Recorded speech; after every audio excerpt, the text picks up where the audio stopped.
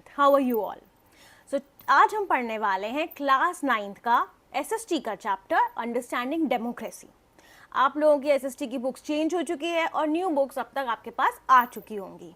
सो आज उसी new book में से हम पढ़ रहे हैं understanding democracy. Let's get started. तो इस चैप्टर में हम समझेंगे कि डेमोक्रेसी का मतलब क्या होता है, what is the difference between democracy and other forms of government, क्यों डेमोक्रेसी को इतना प्रेफरेंस दिया जाता है मॉडर्न वर्ल्ड में. तो जो डेमोक्रेसी वर्ड है वो आता है हमारा 2 ग्रीक वर्ड से, जो कि है डेमोस एंड क्रेटोस. डेमोस का मतलब होता है कॉमन पीपल और क्रेटो का मतलब होता है रूल या power. Therefore, literally, democracy means rule of the people. तो डेमोक्रेसी का क्या मतलब हुआ? रूल ऑफ द पीपल, जहाँ पीपल जो होते हैं वो रूल करते हैं. सारी पावर जो होती है वो किसके पास होती है? पीपल के पास, कॉमन पीपल के पास.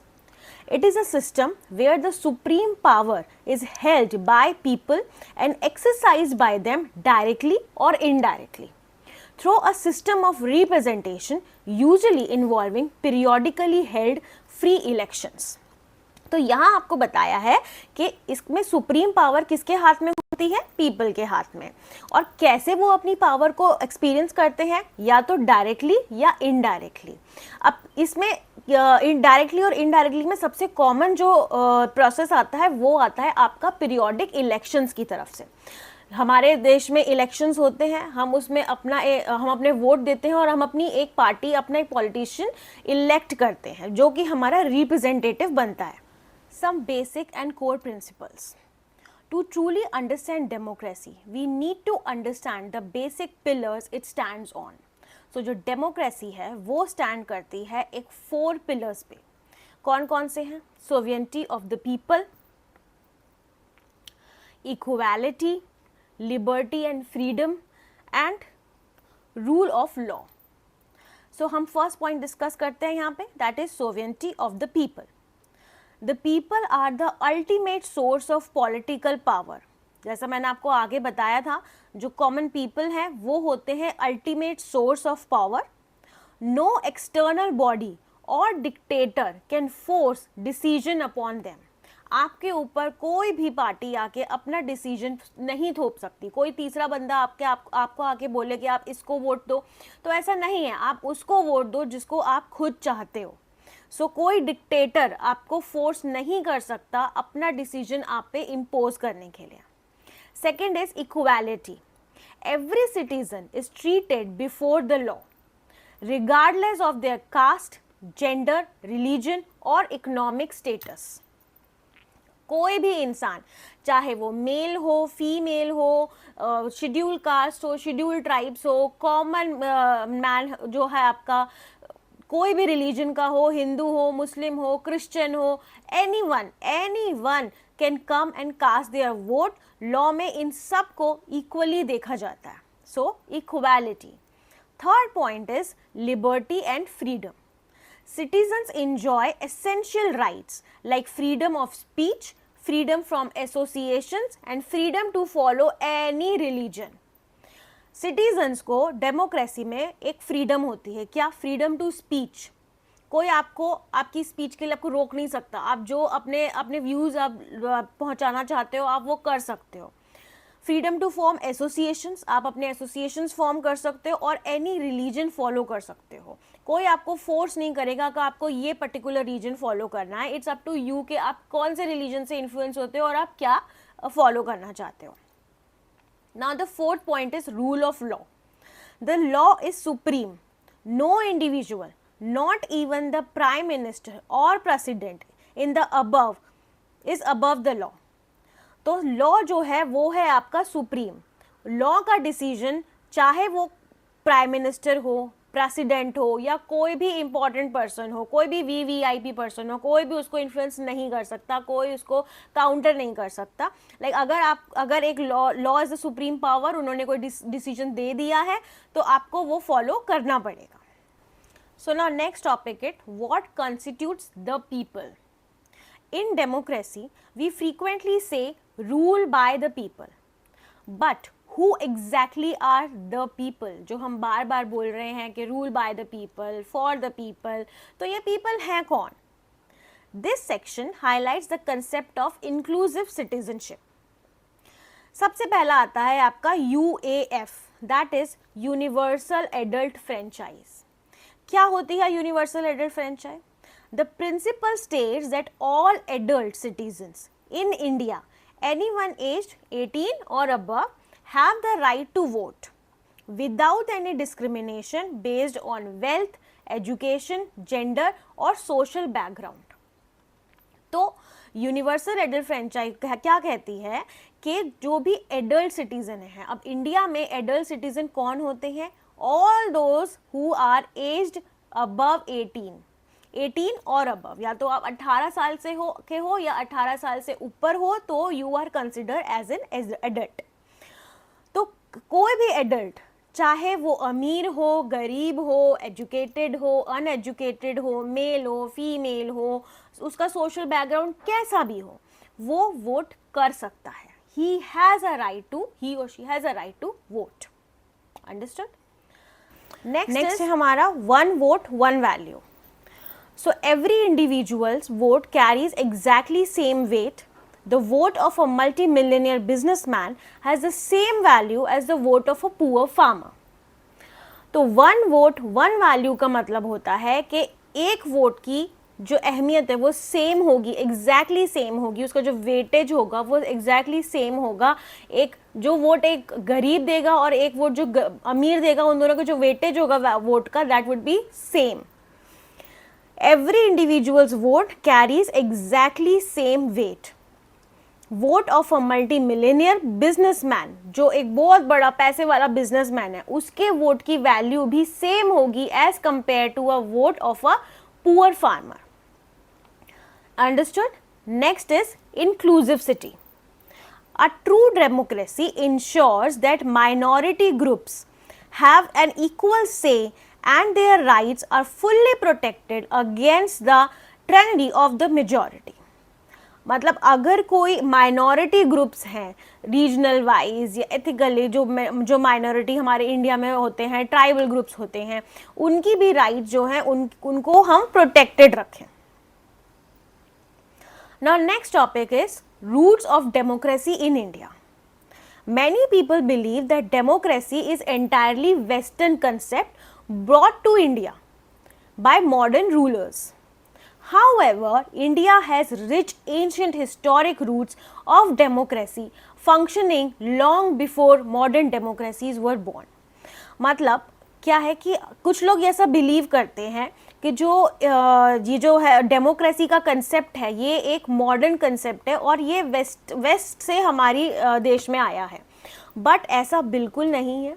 जो इंडिया की अगर आप हिस्ट्री पढ़ोगे और आप उसकी देखोगे तो डेमोक्रेसी है वो बहुत पहले से चलती हुई आ रही है. जब हमारे देश में राजा महाराजा हुआ करते थे, वो हमारा राज करते थे, उस टाइम पे भी जो डेमोक्रेसी है वो फंक्शन करती थी. अब ये हमें कैसे पता चलता है? By ancient text and concepts. Our ancient literature mentions institutes like Sabha and Samiti, which were assemblies where local people gather to discuss issues, make community rules and advise kings. तो क्या होता था, हमारे पुराने टाइम पे भी दो सभा होती थी, जैसे कि बहुत सारी सभाएं होती थी, समितिज होती थी, जहाँ पे लोग असेंबल होते थे और अपने जो राजा हैं उनको एडवाइस किया करते थे. कम्युनिटी बनती थी वहाँ पे, तो इश्यूज पे डिस्कशन होता था और फिर एक डिसीजन लिया जाता था. Decisions were often made through consensus और मेजॉरिटी ओपिनियन. तो डिसीजन लेने से पहले क्या होता था, देखा जाता कि मेजॉरिटी ओपिनियन क्या कह रहा है, demonstrating an early democratic mindset. तो इससे हमें पता चलता है कि जो डेमोक्रेटिक माइंडसेट है वो अभी से नहीं, वो बहुत पहले से चलता चला आ रहा है. Now comes mahajanapadas formations. Around 600 BCE, ancient India was divided into 16 major kingdoms and republics known as Mahajanapadas. while some were monarchies ruled by the kings, others were non-monarchies states called ganas या संघास। तो 600 BCE में भी ये देखा जाता है कि हमारे महाजनपदास होती थी, जहाँ जो कि कुछ मोनार्कीज होती थी जिनको किंग्स रूल करते थे और कुछ नहीं करते थे, तो वहाँ पे भी हमने ये डेमोक्रेसी फॉर्म देखा है आता हुआ। तो अब हम पढ़ेंगे वाजी के बारे में। वाजी क्या है? Vajji was a prominent democratic republic जिसकी कैपिटल थी वैशाली, जिसको अब हम मॉडर्न बिहार के नाम से जानते हैं। तो वाजी was a prominent democratic republic having its capital at Vaishali, that is modern Bihar. In Vaji, state was not ruled by single king. Instead, it was governed by a assembly of many chiefs called rajas. वाजी को कोई एक single king rule नहीं करता था, बल्कि उसकी वो govern की जाती थी बहुत सारे छोटे छोटे चीफ्स के द्वारा, जिनको हम राजास बोलते थे। They met regularly in assembly halls to debate and vote on state matters. तो जो जो उनके स्टेट में इश्यूज होते थे उसके लिए वो मिलते थे असेंबली हॉल्स में, वहाँ डिबेट होता था, डिस्कशंस होते थे और फिर वोटिंग होती थी उस मैटर के ऊपर, फिर वो एक डिसीजन पे आते थे। Even Lord Buddha praised the function of Vaji Republic, noting that as long as they met frequently and maintained unity, they could never be defeated. तो जब तक वो यूनाइट रहेंगे और अपने डिसीजंस पे जिस तरीके से वो मिल रहे हैं, डिबेट कर रहे हैं और साथ मिलके कोई डिसीजन ले रहे हैं, जब तक ऐसा चलेगा तब तक उनको कोई डिफीट नहीं कर सकता, बिकॉज दे आर यूनाइटेड। सो अब आते हैं हम नेक्स्ट टॉपिक पे, that is evolution of panchayat system. The spirit of democracy has lived continuously at grassroots level in India through panchayat system. Grass root level क्या हुआ? जो हमारे देश में छोटे छोटे विलेजेस हैं, छोटे गांव हैं, वहाँ पे डेमोक्रेसी कैसे मेंटेन हो पा रही है? वो मेंटेन हो पा रही है because of panchayat system. Historically, panchayat was a village assembly of elders that resolved conflicts, managed land resources and maintained local governance. तो पुराने टाइम से हमें ये पता ही है कि क्या पंचायत क्या होती है। पंचायत एक्चुअली होती है काउंसिल्स ऑफ 5 मेंबर्स, उसमें 5 मेंबर्स होते हैं जो कि एक्चुअली जो विलेज के एल्डरली पीपल हुए, जो थोड़े एजेड लोग होते हैं, जो कहते हैं ना सयाने हो जाते हैं, ओल्ड एज जो एल्डर्स जो हुए हमारे उस विलेज के, वो फॉर्म करते हैं एक असेंबली, उनको हम कहते हैं पंचायत। पंचायत मीन्स 5, वो जो 5 जने होते हैं वो डिसाइड करते हैं अगर आपके गांव में कोई कॉन्फ्लिक्ट हुआ है, आपको आपके लैंड से रिलेटेड कोई कॉन्फ्लिक्ट है या आपको उसको मैनेज करना है, लैंड रिसोर्सेज को मैनेज करना है, तो वो कौन करेगा? वो ग्रास रूट लेवल पे पंचायत करती है। The local self-governance ensured that even when massive empires rose and fell at national levels, Indian villages managed their internal affairs democratically. जब बड़े बड़े एम्पायर्स उठ रहे थे और वो फेल भी हो रहे थे, तब भी इंडियन विलेजेस को मैनेज करने के लिए एक डेमोक्रेटिक फॉर्म ऑलरेडी इवॉल्व हो चुका था, that was panchayat. In modern times, this was formalized by the 73rd and 74th Constitutional Amendment Acts, creating a strong 3-tier system of local governance. जो अब 3-tier governments कौन कौन से थे आपके? सबसे पहला आता है आपका ग्राम पंचायत, देन पंचायत समिति एंड देन जिला परिषद। इन तीनों के कंबाइन काम करने से आपका जो विलेज में डेमोक्रेसी है वो मेंटेन हो पा रही है। Now comes key features of democracy. To distinguish a true democracy from fake और superficial one, we look for these mandatory features. अब कोई भी आके बोले वही ये हमारी जो गवर्नमेंट है ये भी डेमोक्रेसी ही है, तो आपको कैसे पता चलेगा कि ये एक फेक डेमोक्रेसी है या एक रियल डेमोक्रेसी है? उसके लिए हमें 4 रूल्स देखने पड़ेंगे, जिसकी वजह से हम बोल सकते हैं कि ये गवर्नमेंट एक डेमोक्रेटिक फॉर्म ऑफ गवर्नमेंट है। सबसे पहला आता है आपका major decisions by elected members. Final decision making power must rest strictly with those elected by common citizen. जो फाइनल डिसीजन मेकिंग होगी वो कौन करेगा, वो इंसान करेगा जिसको कॉमन सिटीजन ने इलेक्ट करा है अपना, जिसको हमने रिप्रेजेंटेटिव बनाया है वोटिंग के थ्रू, उसका डिसीजन हमारा फाइनल रहेगा. फाइनल डिसीजन मेकिंग पावर उसके हाथ में रहेगी. Free and fair electoral competition. Elections must offer a real choice between political parties. Crucially, those currently in power must have fair chance of losing if people are unhappy with them. अगर आप किसी की government से unhappy हो तो आप उसकी government change कर सकते हो. आपको ओके स्टूडेंट्स, तो जो नेक्स्ट पॉइंट आ रहा है हमारा that is 1 person 1 vote 1 value. तो ये हमने पहले भी पढ़ा कि each adult citizen must have 1 vote, each vote must hold equal value. तो हर एक सिटीजन का एक वोट होगा और हर एक वोट इक्वल वैल्यू कैरी करेगा. जैसे मैंने आपको पहले समझाया, अगर कोई एक फार्मर वोट दे रहा है और अगर कोई एक बिजनेसमैन वोट दे रहा है, उन दोनों वोट्स की वैल्यू सेम होगी. Fourth point is rule of law and respect for rights. A democratic government cannot do whatever it likes simply because it won an election. It must repeat the country's constitution and guarantee fundamental rights to every citizen. Means एक democratic government अपने आप से नहीं चला सकती कुछ भी simply because उसने इलेक्शन जीता. इलेक्शन जीत लिया तो इसका मतलब ये नहीं है कि सब कुछ उसके हाथ में आ गया, अब वो जो चाहे वो कर सकती है. ऐसा नहीं होता. It must respect the countries constitution.